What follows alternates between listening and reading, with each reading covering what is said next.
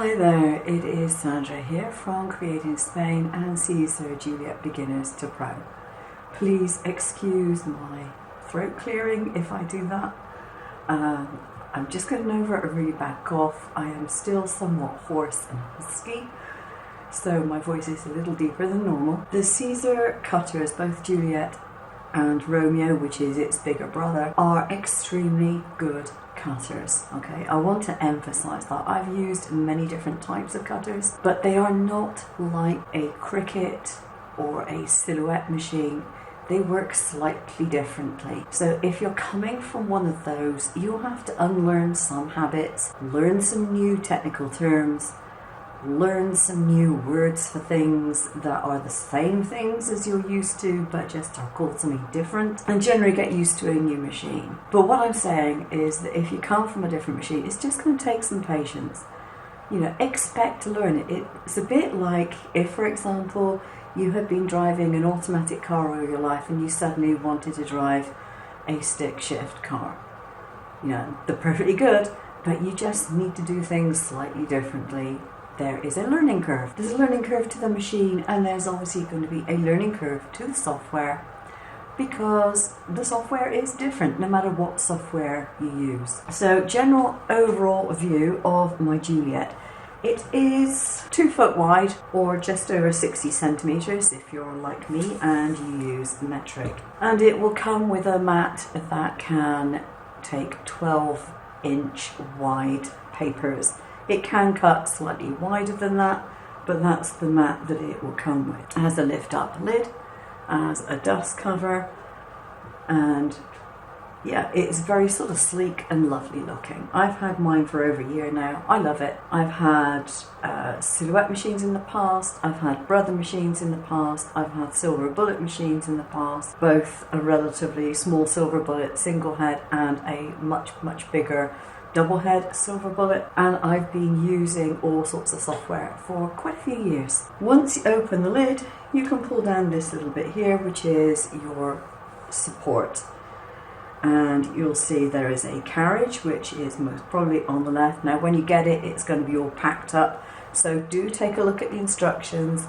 Do take care to remove all the packing before you switch it on. And it has 3 sets of wheels to help your mat or your product go back and forth. So if I close that down, I'll give you a look at the front of it by rotating. Here we go. And I'm just holding it, I'm supporting it with my hands. So you can see that it is very, very sleek. It has 4 feet on the base, so you don't have to necessarily have a table which is this wide to put it on, because the feet are in line with this, which is approximately, let's take a measure, just over 1 foot wide, or about 32 centimeters. So you don't need that big a footprint. So on the back of this, you have your mains cable, you have a USB port here, and you have another port which will allow you to connect a computer directly if that's what you want to do. I don't. I used Wi-Fi and I've never really had a problem with that. Now the other thing that you have on the back, and if I tip it this way, you can hopefully see. I can't point them out to you because I'm holding the machine. You have a big lever on the right hand side, and when that lever is up, then your grips are gripping. When you put it down, your grips are not gripping. And you notice there are 3 grips there, but I am actually only using 2 of them. I have got a little device in one of my grips that disables it. The reason for that is because I've never needed to use 3 grips on anything that I've cut. I'm not cutting anything that big, and I don't do really, really long pieces of vinyl which might necessitate having a 3rd wheel in place. So I have temporarily disabled it by adding a block. Switch it on and we'll get a closer look at the panel in a moment. So this is the Wi-Fi symbol. This is telling me that I'm connected to my Wi-Fi. This one here is the home button, and if you press that, If your carriage isn't properly in the home position, it will go to the home position. This here is a play button. Now, some people are coming unstuck because they'll have a design which they've done in the software, and they'll come over here and press play. And then they'll be thinking, why is it not cutting the design that I want it to cut? Now, the reason is you control your cutter from your computer. Generally speaking, you do not need to use that play button. The reason for that play button to be used would be if you want to do a repeat cut. And what happens is when you send a design to your machine and it has cut it successfully, it remembers it. So the next time you press that play button, it will cut it again. So if you do a different design and you send it to your machine and then you just press the play button, it's going to cut the old design. Okay? So don't use it to cut the design that you want to design unless you are doing a second cut on it. The little cog here for settings shows you the settings that you can have. You've got general settings. So if I tap on that one, you've got LED, alerts, sleep mode, the units that you want to use and the language that you want to use. Now the LED refers to the LEDs you can hopefully see on here, under here, which generally lights up the work area. Okay, this is not your camera LEDs. The alert is for sounds that it can make to alert you when a project is finished or whatever. I don't have them set up, and I don't have the sleep mode set up for anything. I just switch my machine on and off as I wish. And you can change between metric and obviously imperial measurements. I go back here to the other screen.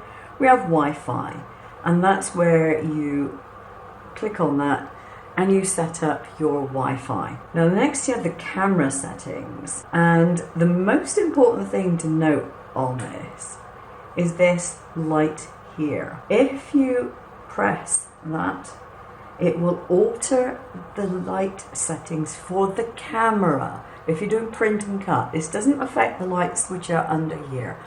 This is a light which is under your carriage, and it affects how the camera can see your registration marks. This one is for your USB. So this is where you'll put a USB drive in and you'll choose your file to open and you start the cut, etc. And if I go back to the home button, we can come back and we have cut settings. So cut settings are where you will find material settings stored for certain Siser products.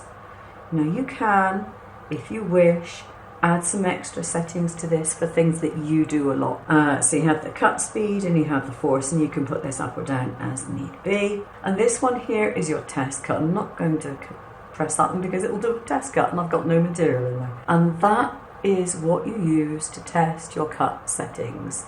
You're using a new material, or maybe you're wondering if your blade has got a little dull after time.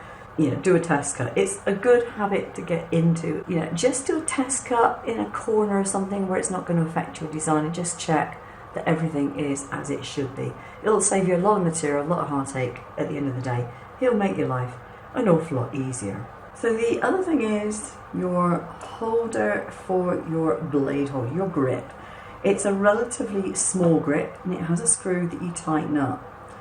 Now the blade holder, I think I can put this out of the way now. This is the blade holder for the Siser cutter. Now it has a little rim here, and when you put the blade holder into the grip, the little grip part comes over the top of this piece here.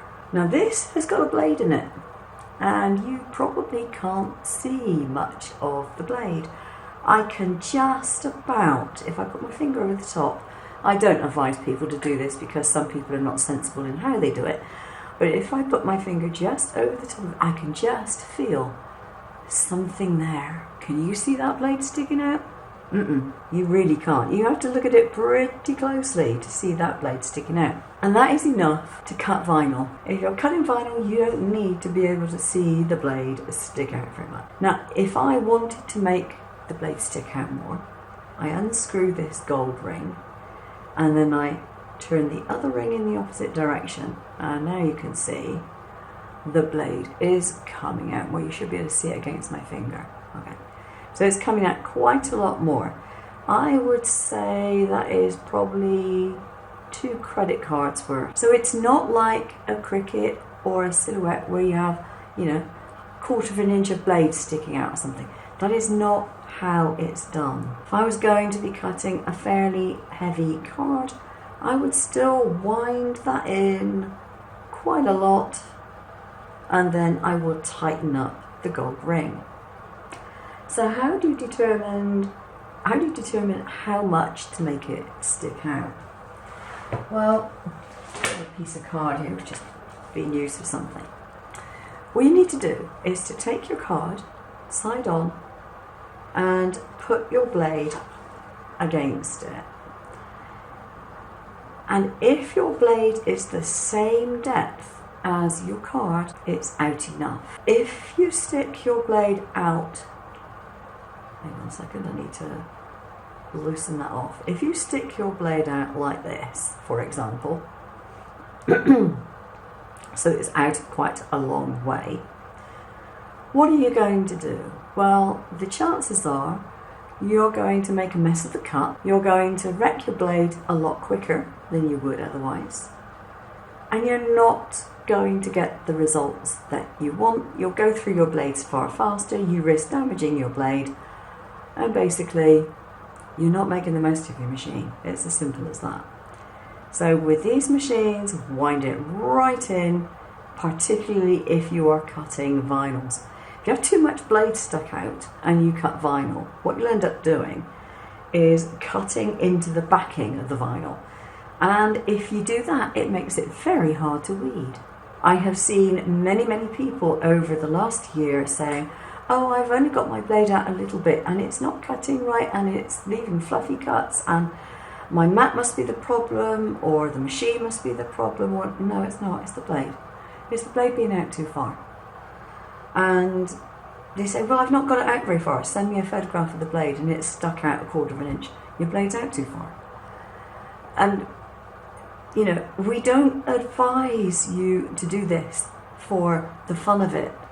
It's how the machine works. You know, we're not trying to make you look stupid or anything else. If you're used to a different machine, you're used to a different machine, but you need to learn how this one works. Right, regarding mats, you will get a mat with your machine depending on which one you buy, which mat you get. I don't happen to have a Siser mat left anymore. My Siser mat has long gone.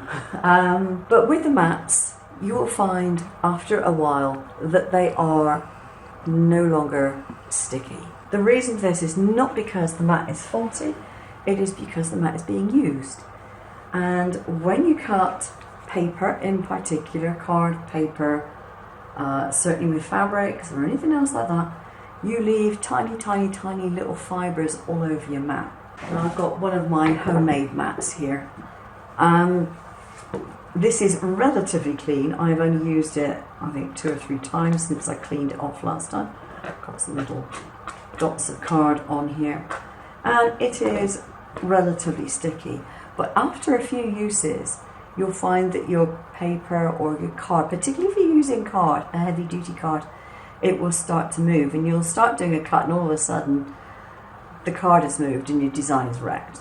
So you do want to make sure that your mats are cleaned off. And all you have to do is to get some soapy water, give them a good scrub, allow them to dry, and they'll re-stick.